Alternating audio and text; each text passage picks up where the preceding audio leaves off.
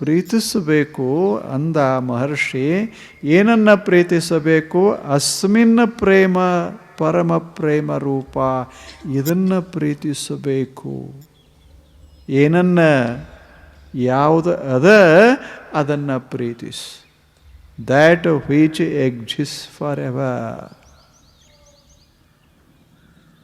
ಯಾವುದು ಯಾವಾಗಲೂ ಇರ್ತದೆ ಅದನ್ನು ಪ್ರೀತಿಸಬೇಕು ಮನುಷ್ಯ. ಅದು ಪರಮ ಪ್ರೇಮ. ಹೂ ಯಾವಾಗಲೂ ಇರೋದಿಲ್ಲ, ಟೇಬಲ್ ಯಾವಾಗಲೂ ಇರೋದಿಲ್ಲ. ಯಾವಾಗಲೂ ಇರೋ ವಸ್ತು ಒಂದು ಬೇರೆ ಅದೆ. ಇವೆಲ್ಲ ಹೀಗೆ ಬಾಡಿ ಹೋಗ್ತಾವ, ಮರೆಯಾಗೆ ಹೋಗ್ತಾವ. ಯಾವುದೋ ಒಂದು ವಸ್ತು ಉಳಿದು ಹೋಗ್ತದೆ. ಅದೇನು ಉಳಿತದಲ್ಲ ಅದೇ ಸತ್ಯ. ಆ ಸತ್ಯವನ್ನು ನೀನು ಪ್ರೀತಿಸೋ, ಅದು ಪರಮ ಪ್ರೇಮ, ಸತ್ಯದ ಪ್ರೇಮ. ಸತ್ಯವೇ ದೇವರು. ಮಹರ್ಷಿಯ ಭಾಷೆಯೊಳಗೆ ಆತ ಯಾವ ಹೆಸರೂ ಕೊಟ್ಟಿಲ್ಲ ದೇವರಿಗೆ. ಇದು ವೈಶಿಷ್ಟ್ಯ. ರಾಮ ಅಂದಿಲ್ಲ, ಕೃಷ್ಣ ಅಂದಿಲ್ಲ, ಶಿವ ಅಂದಿಲ್ಲ, ಹರಿ ಅಂದಿಲ್ಲ, ಏನೂ ಅಂದಿಲ್ಲ. ಅಸ್ಮಿನ್ ಇದು ಅಂದ. ಯಾವುದು ಉಳಿತದ ಅದು ಅಂದ. ಯಾಕೆ? ಪ್ರೇಮಕ್ಕೆ ಹೆಸರು ಮಹತ್ವದ್ದಲ್ಲ. ಯಾವ ಹೆಸರಲ್ಲೇ ಕರೆದರೆ ಏನಾಯಿತು? ನೀರು ನೀರ, ಅನ್ನ ಅನ್ನ. ಆದರೆ ನಮ್ಮ ಪ್ರೇಮಕ್ಕೆ ಸ್ವಲ್ಪ ಬಾಧೆ ಏನು ಉಂಟಾಗ್ತದೆ ಅಂದರೆ, ಹರಿ ಅಂದರೆ ಕೆಲವರಿಗೆ ಸಂತೋಷ, ಹರ ಅಂದರೆ ಕೆಲವರಿಗೆ ಸಂತೋಷ. ಭಾಳ ವಿಚಿತ್ರದ. ದೇವರು ಅದೇ, ಅದರ ಹೆಸರು ಬೇರೆ ಬೇರೆ ಬೇರೆ. ಒಬ್ಬರ ಹೆಸರು ಇನ್ನೊಬ್ಬರಿಗೆ ಸೇರೋದಿಲ್ಲ. ಅದಕ್ಕೆ ಶೈವರು ಬೇರೆ ಆದರು, ವೈಷ್ಣವರು ಬೇರೆ ಆದರು, ಗಾಣಪತ್ಯರು ಬೇರೆ ಆದರು, ಸೌರ ಬೇರೆ ಆದರು, ಎಲ್ಲ ಬೇರೆ ಧರ್ಮದವರೆಲ್ಲ ಬೇರೆ ಬೇರೆ ಆದರು. ಮತ್ತು ಎಲ್ಲರದು ದೇವರು ಒಂದೇ ಸತ್ಯ. ಸತ್ಯ ಅದು ಅಲ್ಲ ಆಯಿತು ಅಂದರೆ ಅದು ದೇವರೇ ಅಲ್ಲ ಅಷ್ಟು. ಸತ್ಯವೇ ದೇವರ ಅಲ್ಲದೇ ಇದ್ದರೆ ದೇವರ ಅಸತ್ಯ ಅಂತ ಅರ್ಥ ಆಗ್ತದೆ. ಅಲ್ಲೇ self contradiction. We can't say that god is not true. Truth is not god. ಇದು ಸಾಧ್ಯವೇ ಇಲ್ಲ. ಯಾಕೆ? ನೀವು ವಾಕ್ಯ ಮಾಡಿ ನೋಡಿ. ಸತ್ಯ ಇದು ದೇವರಲ್ಲ, ಸತ್ಯ ಬೇರೆ ದೇವರು ಬೇರೆ ಅಂತ ಮಾಡಿ ಬಿಟ್ಟರೆ ದೇವರು ಸುಳ್ಳಾಗಿ ಬಿಡ್ತದೆ ಅಷ್ಟೆ. ಸುಳ್ಳಾಗ್ತದೆ. ಆದ್ದರಿಂದ ಸತ್ಯವೇ ದೇವರು. ಸತ್ಯ ಇದು ಹೆಸರಲ್ಲ, ಇದು ಲಕ್ಷಣ, ಇದು ಸ್ವರೂಪ. ಇದಕ್ಕೆ ನೀವು ಬೇಕಾದ ಹೆಸರ ಕೊಡ್ಬೋದು. ಸತ್ಯ ಯಾವುದು? ಸತ್ಯ ಯಾವುದು? ಸತ್ಯ ಯಾವುದು ಅಸತ್ಯವಲ್ಲವೋ ಅದು ಸತ್ಯ. ಯಾವುದು ನಿತ್ಯವಲ್ಲವೋ ಅದು ಸತ್ಯ. ಅನಿತ್ಯವಲ್ಲವೋ ಅದು ಸತ್ಯ. ಇದು ನಿತ್ಯ ಅಲ್ಲ, ಅನಿತ್ಯ ಅಲ್ಲ. ಇದು ನಿತ್ಯ ಅಲ್ಲ. ಇದು ನಿತ್ಯ ಅಲ್ಲ, ಇದು ಅಸತ್ಯ. ಯಾವುದು ಬಹುದಿವಸ ಇರೋದಿಲ್ಲ, ಯಾವುದು ಕೊಟ್ಟ ಕೊನೆಯವರೆಗೆ ಇರೋದಿಲ್ಲ, ಅದಕ್ಕೆ ಅಸತ್ ಅಂತ ಕರೀತೇವೆ. ಯಾವುದು ಇರ್ತದೆ ಹೇಳಿ? ಬಣ್ಣ ಎಲ್ಲ ಮರೆಯಾಗ್ತದೆ, ಆಕಾರ ಮರೆಯಾಗ್ತದೆ, ಎಲ್ಲ ಮರೆಯಾಗ್ತದೆ. ಒಂದು ಸುಮ್ಮನೆ ಉದಾಹರಣೆ, ಒಂದು ಬಂಗಾರ ಅಂತ ಇಟ್ಟುಕೊಳ್ಳಿ. ಬಂಗಾರದಲ್ಲಿ ಒಂದು ಸುಂದರ ಮೂರ್ತಿಯನ್ನು ಮಾಡ್ತೇವೆ, ಬಹಳ ಚೆಂದಾದ ಮೂರ್ತಿಯನ್ನು ಮಾಡ್ತೇವೆ. ಅದಕ್ಕೊಂದು ಹೆಸರ ಕೊಡ್ತೇವೆ. ಅದು ಶಿವ, ಪಾರ್ವತಿ, ಲಕ್ಷ್ಮಿ ಅಥವಾ ಗಣಪತಿ ಏನಾದರೂ ಒಂದು ಕೊಡ್ತೇವೆ. ಬಹಳ ಸುಂದರವಾದ ಮೂರ್ತಿಯೇ. ಅದಕ್ಕೆ ನಾವೇನಂತೇವೆ? ಇದು ಸ್ತ್ರೀ ಪಾರ್ವತಿ ಮೂರ್ತಿ, ಇದು ಲಕ್ಷ್ಮೀ ಮೂರ್ತಿ ಅಂತ ಕರಿತೇವೆ, ಹೆಣ್ಣು. ಇನ್ನೊಂದು ಮೂರ್ತಿ ಮಾಡ್ತೇವೆ, ಅದು ಗಂಡು, ಶಿವ ಪಾರ್ವತಿ. ಶಿವ ಪಾರ್ವತಿ ಅಂತ ಅಲ್ಲಿ ಮಾಡ್ತೇವೆ, ಅದು ಗಂಡು. ಶಿವ ಮತ್ತು ವಿಷ್ಣು ಅಂತ ಅಲ್ಲಿ ಮಾಡ್ತೇವೆ. ಲಕ್ಷ್ಮೀ ಮತ್ತು ಪಾರ್ವತಿ ಅಂತ ಇಲ್ಲಿ ಮಾಡ್ತೇವೆ. ಇವು 4 ಮೂರ್ತಿ. ಇದರಾಗ 4 ಮೂರ್ತಿ ಅಂತೇನು ಕಾಣಿಸ್ತಾವ, ಇದು ಮ್ಯಾಲಷ್ಟೇ ಅವು. ಆದರೆ ಅದನ್ನು ಒಳಗೆ ಹೊಕ್ಕ ನೋಡಿದರೆ, ಸ್ವಲ್ಪ ನಾವು ಸ್ಪರ್ಶ ಮಾಡಿದರೆ, ನಾವು ಪಾರ್ವತಿ ಸ್ಪರ್ಶ ಮಾಡೋದಿಲ್ಲ, ವಿಷ್ಣು ಸ್ಪರ್ಶ ಮಾಡೋದಿಲ್ಲ, ನಾವು ಸ್ಪರ್ಶ ಮಾಡೋದು ಬಂಗಾರ ಅಷ್ಟೆ. ಯಾವುದನ್ನು ಸ್ಪರ್ಶ ಮಾಡ್ತೇವೆ ಅದು ಸ್ತ್ರೀನೂ ಅಲ್ಲ, ಪುರುಷನೂ ಅಲ್ಲ. ಯಾವುದು ಸ್ತ್ರೀ ಅಲ್ಲ, ಪುರುಷ ಅಲ್ಲ, ಅದು ಇರ್ತದೆ, ಏನ ಆಗಿರ್ತದೆ ಅದು ಮರೆಯಾಗ್ತದೆ ಅಷ್ಟೇ. ಸ್ವಲ್ಪ ಕಾಬ ಕೊಟ್ಟರೆ ಬಂಗಾರ ಉಳಿತದೆ, ಮೂರ್ತಿ ಹೋಗ್ತದೆ. ಹೋಗಿದ್ದೇ ಅಸತ್ತು, ಉಳಿದದ್ದೇ ಸತ್ಯ ಅಷ್ಟೆ. ಯಾವುದು ಉಳಿತದೆ? ಇದೇ ಒಂದು ಸೂತ್ರ. ಇದಕ್ಕೆ ಸತ್ಯ ಸೂತ್ರ ಅಂತಾರೆ. ಯಾವುದು ಹೋಗುತ್ತದೆ ಅದು ಅಸತ್, ಯಾವುದು ಇರ್ತದೆ ಅದು ಸತ್, ಯಾವುದು ಸತ್ತೋ ಅದೇ ದೇವರು. ದೇವರು ಇಲ್ಲ ಅಂತ ಹೇಳಲಿಕ್ಕಾಗೋದಿಲ್ಲ. ದೇವರಿಲ್ಲ ಅಂತ ಹೇಳಿದ್ರೆ ಸತ್ಯವೇ ಇಲ್ಲ ಅಂತ ಹೇಳ್ದಂಗೆ ಆಗ್ತದೆ. ಸತ್ಯವೇ ಇಲ್ಲದ ಬಳಿಕ ಎಲ್ಲವೂ ಸುಳ್ಳು ಅಂತ ಅರ್ಥ ಆಗ್ತದೆ. ಆದ್ದರಿಂದ ದೇವ ಅಂದರೂ ಒಂದೇ, ಸತ್ಯ ಅಂದರೂ ಒಂದೇ. ಅಲ್ಲಗಳಿಲಿಕ್ಕಾಗೋದಿಲ್ಲ, ಸಿದ್ಧ ಮಾಡಲಿಕ್ಕೂ ಆಗೋದಿಲ್ಲ. ಯಾಕೆ? ಸತ್ಯ ಸತ್ಯವೇ, ಇನ್ನೇನು ಸಿದ್ಧ ಮಾಡೋದು? ಸತ್ಯ ಇದು ಸತ್ಯವೇ. ಯಾವುದು ಕಾಣಿಸ್ತದೆ ಅದು ಸ್ವಲ್ಪ ಮರೆಯಾಗ್ತದೆ, ಯಾವುದು ಇರ್ತದೆ ಅದು ಮರೆಯಾಗೋದಲ್ಲ. ಕಾಣಿಸದೇ ಇದ್ದರು ಮರೆಯಾಗೋದಲ್ಲ. ಹಾಗೆ ಒಂದಿಷ್ಟು ಬಂಗಾರ ಮೂರ್ತಿಗಳು ಮರೆಯಾಗಿ ಹೋಗ್ತಾವ. ಆದರೆ ಒಳಗಿರುವಂಥ ಎಸೆನ್ಸ್ ಅದು ಹಾಗೇ ಉಳ್ಕೋತದೆ. ಯಾವುದು ಉಳಿತದೆ ಅದಕ್ಕೆ ಸತ್ಯವಸ್ತು. ಅಂಥ ಸತ್ಯವಸ್ತುವನ್ನು ಮನುಷ್ಯನೇ ಪ್ರೇಮಿಸೋ. ಆ ಪ್ರೇಮಕ್ಕೆ ನಿತ್ಯ ಪ್ರೇಮ, ಸತ್ಯ ಪ್ರೇಮ ಅಂತೇವಿ. ಆ ಪ್ರೇಮವೇ ಭಕ್ತಿ. ಅದು ಭಕ್ತಿ ಮಾಡಬೇಕು. ಮನುಷ್ಯ ಪ್ರೀತಿಸಬೇಕು, ಉಳಿಯುವ ವಸ್ತುವನ್ನು ಪ್ರೀತಿಸಬೇಕು. ಇದೊಂದು ಶರೀರ, ಇದನ್ನು ಪ್ರೀತಿಸಬೇಕು. ಆದರೆ ಗೊತ್ತಿರಬೇಕು ಇದು ಶಾಶ್ವತವಲ್ಲ. ಒಳಗೆ ನಾನು ಅಂತ ಒಂದಿಷ್ಟದ, ಅದು ಬಹಳ ಸುಂದರವಾದ ವಸ್ತು. ನಾನು ಅಂತ ಒಂದಿಷ್ಟದ, ಅದು ಹೋಗೋದಲ್ಲ, ನಾಶವಾಗೋದಲ್ಲ. ಅದು ಇರೋ ವಸ್ತು. ಅದಕ್ಕೆ ನಾವು ಆತ್ಮ ಅಂತ ಕರೆದೇವಿ. ಆತ್ಮ ಅನ್ನೋದು ದೇಹ ಅಲ್ಲ, ಮನಸ್ಸಲ್ಲ, ಬುದ್ಧಿ ಅಲ್ಲ. ಅದು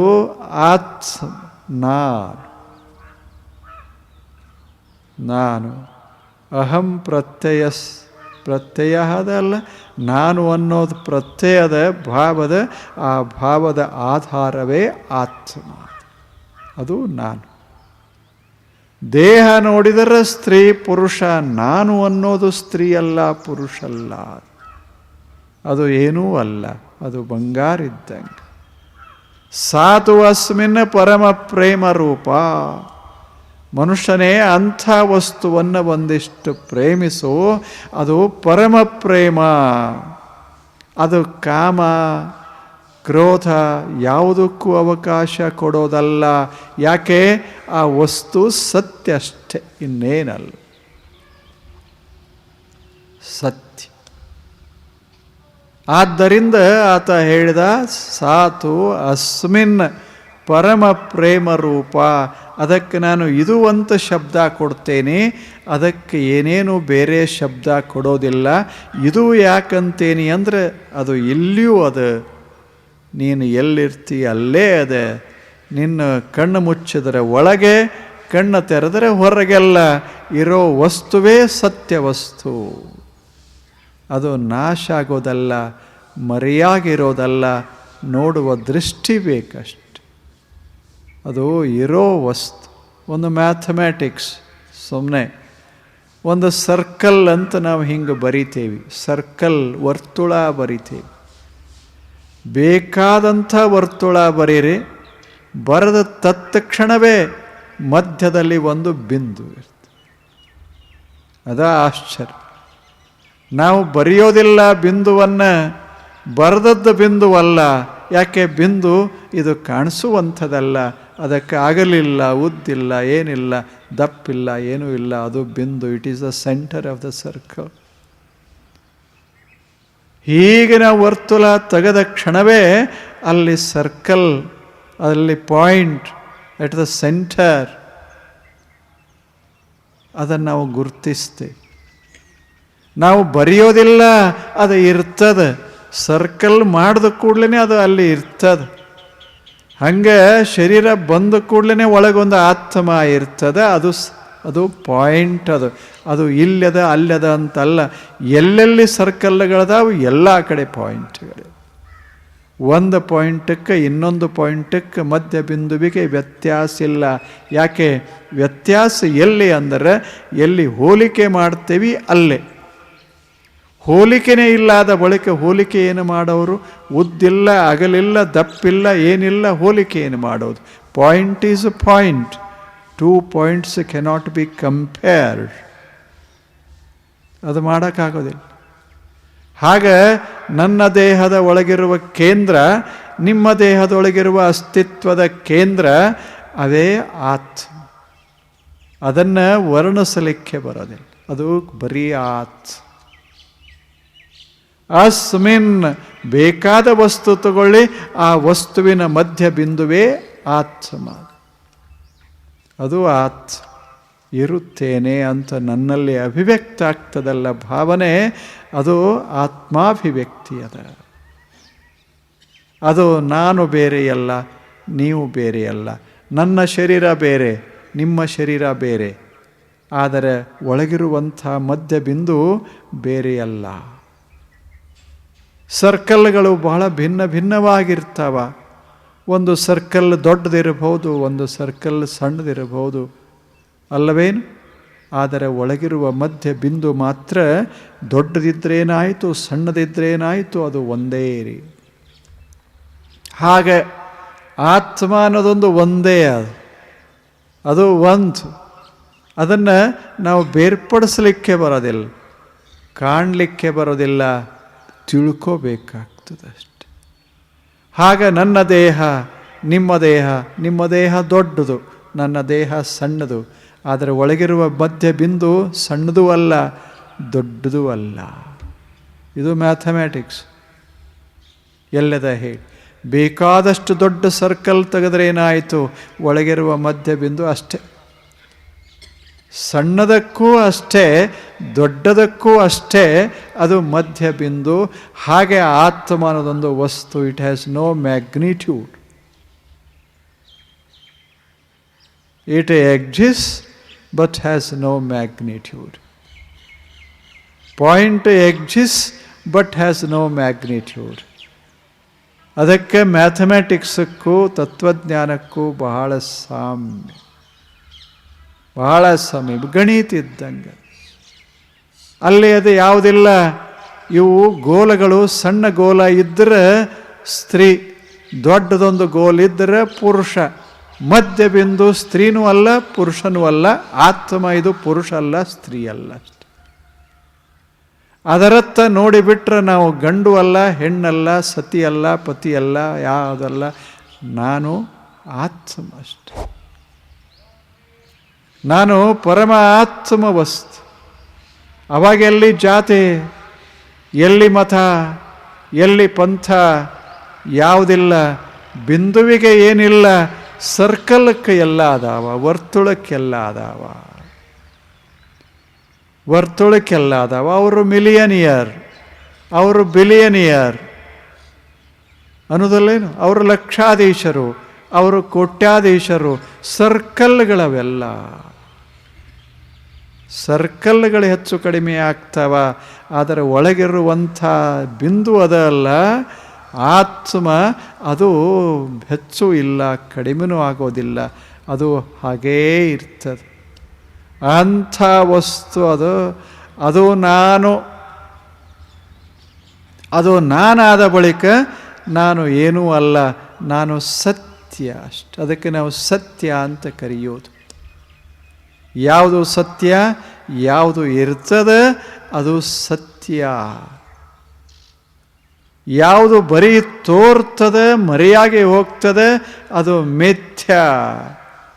ಸತ್ಯ ಮಿಥ್ಯ, ನಾನು ಅನ್ನೋದು ಸತ್ಯ. ಆ ಸತ್ಯ ಅದು ಸಣ್ಣದಲ್ಲ, ದೊಡ್ಡದಲ್ಲ, ಅದು ಸುಂದರಲ್ಲ, ಕುರೂಪಲ್ಲ. ವರ್ತುಲಗಳು ದೊಡ್ಡ ಸಣ್ಣ ಇರ್ತಾವ. We may compare 2 circles, but we cannot compare 2 points. ಯಾಕೆ? ಅದಕ್ಕೆ magnitude, it has no magnitude. ಅದಕ್ಕೆ ಗಾತ್ರ ಇಲ್ಲ, ಅದು ಇರ್ತದಷ್ಟು. ಎಲ್ಲಿ ಸರ್ಕಲ್ ಹಾಕ್ತೀವಿ ಅಲ್ಲೇ ಅದು ಕಾಣ ಬರ್ತದೆ. ಅಂದ್ರೆ ಅದು ಎಲ್ಲ ಕಡೆ ಇರ್ತದೆ ಅಷ್ಟು, ಸರ್ವವ್ಯಾಪಕ. ನಾವು ಸರ್ಕಲ್ ತೆಗೆದೇವಿ, ಅದು ಇಲ್ಲ. ಸರ್ಕಲ್ ಇಟ್ಟೇವಿ, ಅಲ್ಲಿ ಬಂತು, ಕಾಣ ಬಂತು. ಆದ್ದರಿಂದ ಒಂದು ಶರೀರ ಬಂತು, ಆತ್ಮವಾಗಿ ಕಾಣಿಸ್ತದೆ. ಯಾವಾಗ ಶರೀರ ಹೋಯಿತು ಅನಂತವಾಗಿ ಇರ್ತದೆ. ಅದೇ ಆತ್ಮ ವಸ್ತು, ಅದು ದೇವರು, ಅದು ಸತ್ಯವಾದ ವಸ್ತು. ಆದ್ದರಿಂದ ನಾನು ಏನೂ ಅಲ್ಲ, ನೀವು ಏನೂ ಅಲ್ಲ. ನಾವೆಲ್ಲರೂ ಸುಮ್ಮನೆ ಅನಂತತ ಅಷ್ಟು, ಇನ್ಫಿನಿಟಿ. ನಾವೆಲ್ಲರೂ ಏನು?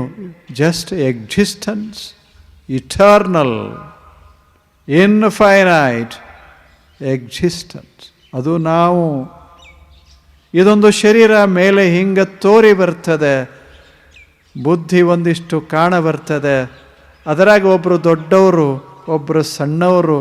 ಆದರೆ ಸಣ್ಣವರು ದೊಡ್ಡವರು ಹೊರಗಿನ ಮೇಲೆ, ನಮ್ಮ ಒಳಗೆ ಹೋಕ್ಕೇವಿ ಅಂದ್ರೆ ನಾವು ದೊಡ್ಡವರು ಅಲ್ಲ, ಸಣ್ಣವರು ಅಲ್ಲ. ಮಲಗದಾಗ ಯಾರು ದೊಡ್ಡವರು, ಯಾರು ಸಣ್ಣವರು ಹೇಳಿ? ಕೋಟ್ಯಾಧೀಶ ಮಲಗದ, ಒಬ್ಬ ಭಿಕ್ಷುಕನೂ ಮಲಗದಾಗ ಅಲ್ಲಿ ಯಾರದಾರ? ಯಾವ ಕೋಟ್ಯಾಧೀಶ, ಯಾವ ಭಿಕ್ಷುಕ, ಎಲ್ಲದಾನ? ಎಲ್ಲ ಹೊರಗಿನ ಸಂಪತ್ತದ. ಆ ಸಂಪತ್ತನ್ನು ತೆಗೆದು ಬಿಟ್ಟರೆ ಒಂದೇ ಕ್ಷಣದಲ್ಲಿ ಬಡವಾಗಿ ಬಿಡ್ತೀವಿ. ನಮ್ಮ ಶ್ರೀಮಂತಿಕೆ ನಿಲ್ಲೋದು ವಸ್ತುಗಳ ಮೇಲೆ, ಅದರ ನಿಜವಾದ ಶ್ರೀಮಂತಿಕೆ ನಿಲ್ಲೋದು ನಮ್ಮ ಅಸ್ತಿತ್ವದ ಮ್ಯಾಲ. ಯಾರು ದೊಡ್ಡವರು, ಯಾರು ಸಣ್ಣವರು? ಈಗ ನಾನು ಒಂದು ಕುರ್ಚಿ ಮೇಲೆ ಕೂತೇನಿ, ದೊಡ್ಡವೇನು? ಅಲ್ಲಿ ಅವರು ಕುರ್ಚಿ ಮೇಲೆ ಕೂತಾರ, ಅವರು ದೊಡ್ಡವರೇನು? ನೀವು ಕೆಳಗೆ ಕೂತೀರಿ, ಸಣ್ಣವರೇನು ಹೇಳಿ? ಕುರ್ಚಿ ಸಣ್ಣ ದೊಡ್ಡ ನಾವಲ್ಲ. ನಾವು ದೊಡ್ಡವರು ಆಗೋದಿಲ್ಲ, ಸಣ್ಣವರು ಆಗೋದಿಲ್ಲ. ನಾವು ನಾವೇ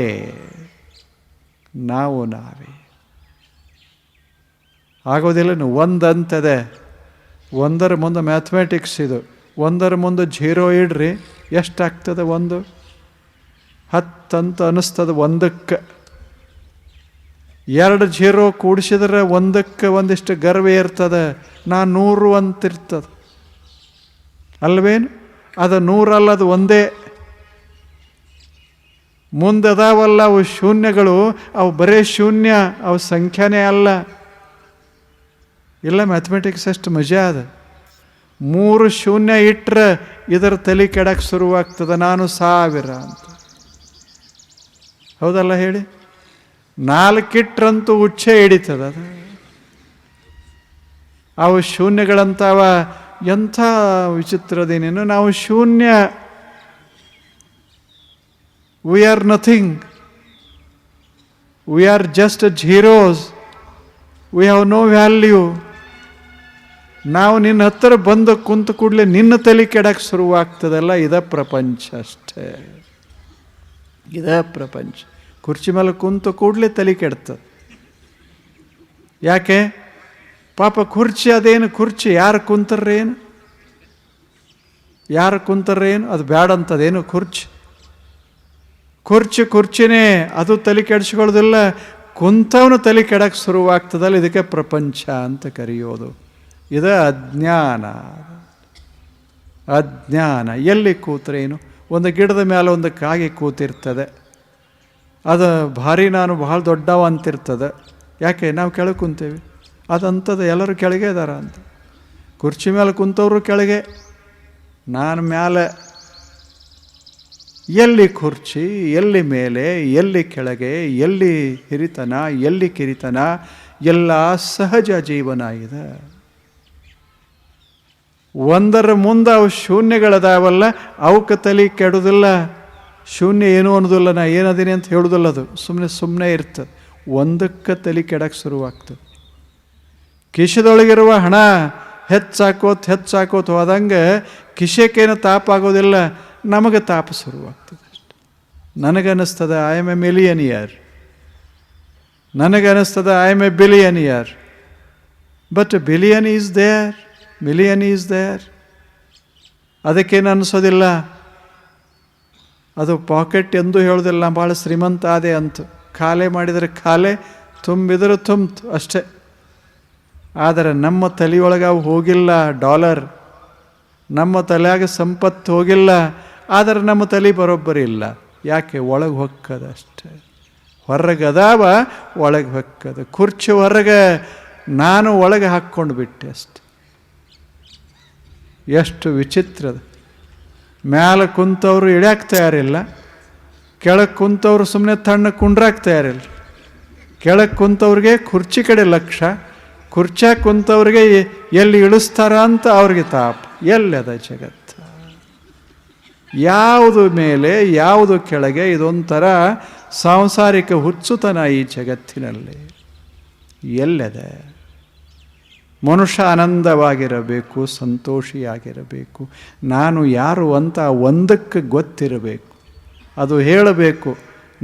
ನೀವು ಎಷ್ಟು ಜನ ಬಂದು ಕುಂತ್ರೆ ಏನಾಯಿತು, ನಾವು ಒಂದೇ. ಇದು ಆತ್ಮಜ್ಞಾನ, ಮ್ಯಾಥಮೆಟಿಕಲ್ ಆತ್ಮಜ್ಞಾನ. ನೀವು ಶೂನ್ಯ, ನಾನು ಒಂದು. ನನ್ನ ಹತ್ತಿರ ನೀವು ಬೇಕಾದಷ್ಟು ಜನ ಬಂದು ಕೂಡ್ರಿ. ನೀವು 3 ಜನ ಬಂದು ಕೂತರೆ ನಾ 1000 ಅಲ್ಲ, ನಾನು ಒಂದೇ. ನೀವು 10 ಜನ ಬಂದು ಕುಂತರು ನಾನು ಒಂದೇ. ನಾನೇನು 1000 ಕೋಟಿ ಅಲ್ಲ. 10 ಅಂದರೆ 1000 ಕೋಟಿ, 1000 ಕೋಟಿನ ಅಲ್ಲ. ಹಿಂಗೆ ತಿಳಿದ ಅಲ್ಲಿ ಇತ್ತು ಅಂದರೆ ಅದರ ಬೆಲೆ ಹೆಚ್ಚಾಗ್ತದೆ ಅಷ್ಟೆ. ರೊಕ್ಕ ಹಣ ಇರಬೇಕು, ದೊಡ್ಡ ಮನೆ ಇರಬೇಕು, ಆದರೆ ನಾನು ಹಿಂಗದೀನಿ ಅಂತ ತಲೆಯಾಗ ಹುಚ್ಚಿಡಿಬಾರ್ದು ಅಷ್ಟೆ. ಆಗೋದಿಲ್ಲ. ಅದೇ ಎಷ್ಟು ದಿವಸ ಇರೋದು ಹೇಳಿ? ಎಷ್ಟು ದಿವಸ ಇರೋದದೆ? ಒಂದಿಷ್ಟು ವಿಚಾರ ಮಾಡಬೇಕು ಮನುಷ್ಯ. ಎಲ್ಲ ಸರ್ಕಲ್ಗಳು ಅಳಿಕೆ ಹೋಗ್ತಾವ. Centre cannot be wiped out. ಒಳಗೇನು ಸೆಂಟರ್ ಅದ ಅಲ್ಲ, ಅದನ್ನು ನಾಶ ಮಾಡೋಕ್ಕೆ ಬರೋದಿಲ್ಲ. ಬರದೇ ಇಲ್ಲ ಅದ ಬಳಿಕ ಅಳಿಸೋ ಪ್ರಶ್ನೆ ಎಲ್ಲದ. ಸರ್ಕಲ್ ಹೋಯಿತು ಅಂದರೆ ದ ಸೆಂಟರ್ ಈಸ್ ಎವ್ರಿವೇರ್. ಹಾಗೆ ಮ್ಯಾಥಮ್ಯಾಟಿಕ್ಸ್ ಇದ್ದಂಗೆ ಆತ್ಮ ಸೆಂಟರ್ ಇದ್ದ. ಎಂಥದೊಂದು ವಸ್ತು ಅದ. ಅದಕ್ಕೆ ಇದು ಅಂತ ಶಬ್ದ ಬಳಸಿದ ಋಷಿ. ಎಂಥ ಅದ ಅಲ್ಲ ವಸ್ತು, ಅದನ್ನು ಪ್ರೀತಿಸೋ ಮನುಷ್ಯನೇ ಅದೇ ಭಕ್ತಿ.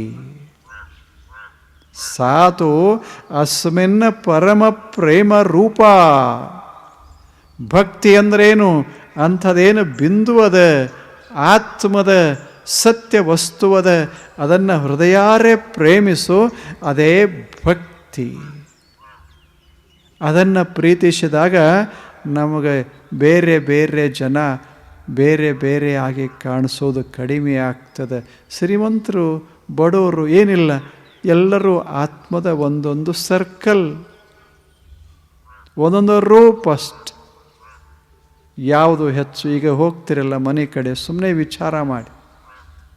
ವಿಚಾರ ಸುಮ್ಮನೆ ಮಾಡೋದು. ಈಗ ನೀವು ಬಹಳ ದೊಡ್ಡವರೇ ಇರ್ಬೋದು, ನಿಮ್ಮ ಆಫೀಸ ಮರೆತ್ರ ನೀವು ಯಾರು? ತಿಜೋರಿ ಮರೆತ್ರ ನೀವು ಯಾರು? ಲೆಕ್ಕ ಏನದ ಅದು ತಲೆಗಿಂದ ತೆಗೆದು ಹಾಕಿದರೆ ನೀವು ಯಾರು? ಏನೇನು ನಾವು ಸಂಪಾದನೆ ಮಾಡೇವಿ, ಜ್ಞಾನ ಪ್ರಶಸ್ತಿಗಳನ್ನು ಪಡೆದೇವಿ, ಅವುಗಳನ್ನೆಲ್ಲ ತೆಗೆದು ಬಿಟ್ಟರೆ ನೀವು ಯಾರು? ಈಗ ಭಾರತ ರತ್ನ ಅದಾರ, ಆಯಿತು, ಭಾರತ ರತ್ನ ಅದಾರ ಹೇಳಿ. ಭಾರತವೇ ಹೋದ ಬಳಿಕ ರತ್ನ ಎಲ್ಲಿ? ಕೊಟ್ಟವ್ರಿಗೆ ರತ್ನ ಇಲ್ಲ, ಅವರು ಕೊಟ್ಟಾರ, ರತ್ನ ಇಲ್ಲದವ್ರು ನಮಗೆ ಕೊಡ್ತಾರ. ನಾವು ರತ್ನ ಅಂತೇವಿ, ಕೊಟ್ಟವ್ರು ಮರ್ತಾರ ಅಷ್ಟು. ಎಲ್ಲದ ಕೊನೆಗೆ ಒಂದು ದಿವಸ ಬರ್ತದೆ, ದೇಹ ಹೀಗೆ ಹೋಗ್ತದೆ, ನಾವು ಉಳಿತೇವಿ. ಆವಾಗ ರತ್ನ ಇರುವುದಿಲ್ಲ, ನಾವಿರ್ತೇವಿ ಅಷ್ಟೆ. ಹಾಕಿದ್ದು ಪಡೆದದ್ದು ಯಾವುದೂ ಇರೋದಿಲ್ಲ. ಇದನ್ನು ತಿಳ್ಕೊಂಡು ಸುಂದರ ಜೀವನವನ್ನು ಸಾಗಿಸಬೇಕು. ಅದು ವೈಶಿಷ್ಟ್ಯ, ಅದು ಭಕ್ತ ಜೀವನ ಅಂತಾರೆ. ಮತ್ತು ಏನಿಲ್ಲ ಅಂತ ಏನೂ ಇರಬಾರ್ದು, ಎಲ್ಲ ಇರಬೇಕು. ಮಸ್ತಾಗಿ ಕೆಲಸ ಮಾಡಬೇಕು, ಗಳಿಸಬೇಕು. ಆದರೆ ಗೊತ್ತಿರಬೇಕು, ಇದು ಯಾವುದು ನನ್ನದೂ ಅಲ್ಲ, ನಾನೂ ಅಲ್ಲ. ಇದಕ್ಕೆ ಅಧ್ಯಾತ್ಮದ ತಿಳುವಳಿಕೆ ಅಂತ ಕರೆಯೋದು. ಅನುಭಾವಿಯಾಗಬೇಕು ಮನುಷ್ಯ. We have to live in this world, not just a few years but 100 years. Not a day less, but how? Knowing that we are eternal. ಬದುಕಬೇಕು ಮನುಷ್ಯ, 100 ವರ್ಷ ಬದುಕಬೇಕು. ಆದರೆ ಗೊತ್ತಿರಬೇಕು, ಸಾಯವನ ಅಲ್ಲ ಅಂತ. ಸಾಯೋ ವಸ್ತು ನಾನಲ್ಲ. ಯಾವ ವಸ್ತುವಿನಗಾಗಿ ಜಗತ್ತೆಲ್ಲ ಕಷ್ಟಪಡ್ತಾ ಇದೆ, ಆ ವಸ್ತು ನಾನಲ್ಲ. ನಾನು ನಾನೇ. ಸುಮ್ಮನೆ ಬದುಕೋ ಕಾಲಾವಧಿಯೊಳಗೆ ಒಂದೊಂದು ಕೆಲಸ. ಒಬ್ಬ ವ್ಯಾಪಾರಿ ಆಗಿರ್ತಾನೆ, ಒಬ್ಬ ಆಫೀಸರ್ ಆಗಿರ್ತಾನೆ, ಒಬ್ಬ ಕಲೆಗಾರ ಆಗಿರ್ತಾನೆ, ಒಬ್ಬ ಆಡಳಿತ ಮಾಡ್ತಾ ಇರ್ತಾನೆ. ಇವೆಲ್ಲ ಮೇಲೆ ಮೇಲೆ ಮೇಲೆ, ಎಲ್ಲವೂ ಮೇಲೆ. ಒಳಗಿರುವ ಅದ್ಭುತ ಸಂಪತ್ತ ಏನಾದರೂ ಇದ್ದರೆ, it is consciousness of my eternal existence. ನಾನು ಆತ್ಮವಸ್ತು ಅಂತೇನು ಜ್ಞಾನ ಉಂಟಾಗ್ತದಲ್ಲ, ಅದೇ ಸಂಪತ್ತು. ಅದು ನಿಜವಾದ ಶ್ರೀಮಂತಿಕೆ ಅದ. ಅದು ತಲೆ ಮ್ಯಾಗ ಅವಲಂಬಿಸಿಕೊಂಡಿಲ್ಲ, ಮೈ ಮೇಲೆ ಅವಲಂಬಿಸಿಕೊಂಡಿಲ್ಲ. ಯಾಕೆ? ಇವೆರಡೂ ಹೋಗ್ತಾವ. ಶರೀರ ಮರೆಯಾಗ್ತದೆ ಒಂದು ದಿವಸ. ನೀವು ಎಷ್ಟು ಚಂದಿದ್ರೇನಾಯ್ತು, ಎಷ್ಟು ಬಲಿಷ್ಠ ಇದ್ರೇನಾಯ್ತು. ಇನ್ನೊಂದು 50, 60, 70, 80 ವರ್ಷದ ನೀವೆಲ್ಲಿರ್ತೀರಿ? ನಾನರೇ ಎಲ್ಲಿರ್ತೇನೆ? ಯಾರು ಎಲ್ಲಿರ್ತಾರೆ ಈ ಜಗತ್ತಿನೊಳಗೆ? ಎಲ್ಲವೂ ಮರೆಯಾಗಿ ಹೋಗ್ತಿರ್ತದೆ. ಆದರೆ ಏನು ಉಳಿತದಲ್ಲ, ಅದೇ ಆತ್ಮವಸ್ತು. ಅಂಥ ಆತ್ಮವಸ್ತುವಿನ ಪ್ರೇಮವೇ ಪರಮ ಪ್ರೇಮ ರೂಪ ಸಾಧು ಭಕ್ತಿ. ಅದಕ್ಕೆ ಭಕ್ತಿ ಅಂತ ಕರೀತಾರೆ. ಇಂಥ ಭಕ್ತಿ ಅದಲ್ಲ, ಇದೇ ನಮ್ಮ ಸಂಪತ್ತು. ಈ ಪ್ರೇಮವೇ ನಮ್ಮ ಸಂಪತ್ತು.